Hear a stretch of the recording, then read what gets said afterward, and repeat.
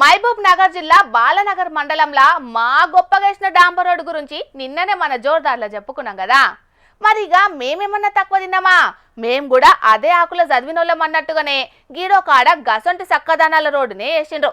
చలో పోదాం పాండ్రి మరి ఆ రోడ్డు మీదకి. పాయమ్మనే డబల్ రొట్టె ముక్కను కదా జుంచినట్టే జుంచి పారేస్తున్నారు కదా డాంబర్ రోడ్డును.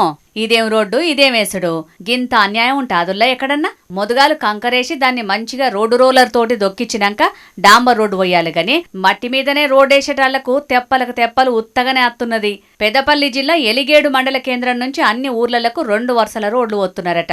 కాకుంటే కాంట్రాక్టర్ల కక్కుర్తి, అధికారుల పట్టింపు లేనితనం జయంగా ఇగో గిసొంటి రోడ్లేస్తున్నారని అక్కడి జనాలు కోపానికి వస్తున్నారు. సుమారు 2 కోట్ల అంచనా వ్యయంతో నిర్మించబడిన ఈ లాలపల్లె నుంచి ఎలిగేడికి వెళ్లే బీటీ రోడ్డు నాణ్యత లోపం అనిపించింది. ఏ ఒక్క అధికారి పర్యవేక్షణ లేకుండా జరిగిన రోడ్డు నిర్మాణం ఇది. ఒక రాత్రికి రాత్రే దొంగలు పడ్డట్టుగా దీన్ని దోచుకున్నట్టుగా ఈ రోడ్డు వేసి వెళ్ళిపోవడం జరిగింది. కనీసం దీని లేయర్ కూడా ఒక 1 ఇంచ్ కంటే ఎక్కువ కూడా దీని లేయర్ లేదు. ఉట్టి మట్టి మీద అట్టి మట్టి కంకర లేయర్ లేకుండా అట్టి మట్టి మీద వేయడం వల్ల ఇది ఎక్కడ పడితే అక్కడ తెప్పలుగా లేచిపోతుంది. మీరు చూస్తుంటే ఒకసారి గమనించవచ్చు. ఇక్కడ అట్టుగానే లేచిపోతుంది ఇది. ఇగో మట్టి మీద, ఈ మట్టి మీద తారు వేస్తే ఆగుద్దా? 1 ఇంచు ఎంత థిక్ లేయర్ ఉండాలి ఈ మట్టి మీద? ఈ మట్టి మీద వేస్తే తారు ఆగుద్దా? ఇవన్నీ ఎన్నేళ్ళ మన్నికి ఉండాలి ఇది రోడ్డు?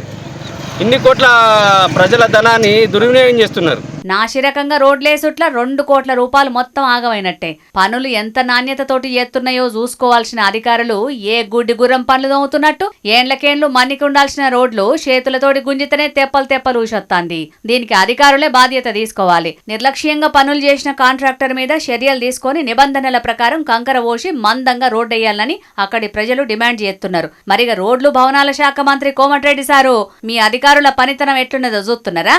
గిసంటి రోడ్లు పోతే అవి ఎన్ని రోజులుంటాయి?